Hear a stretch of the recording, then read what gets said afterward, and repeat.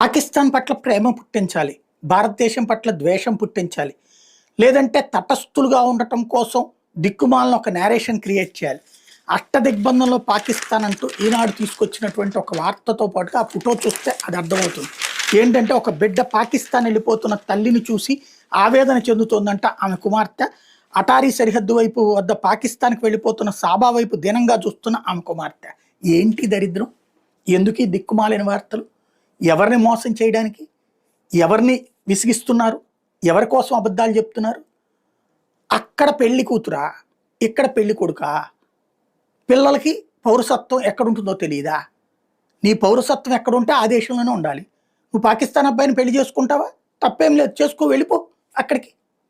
అత్తారింటి దగ్గర కదా నువ్వు ఉండాల్సింది. భారత పౌరసత్వం నీకెందుకు అప్పుడు? లేదు, ఈ దేశం నీ భర్తకు కూడా ఇండియా అంటే గొప్ప విశేషం, ఇక్కడ బిడ్డల్ని నీకు చేత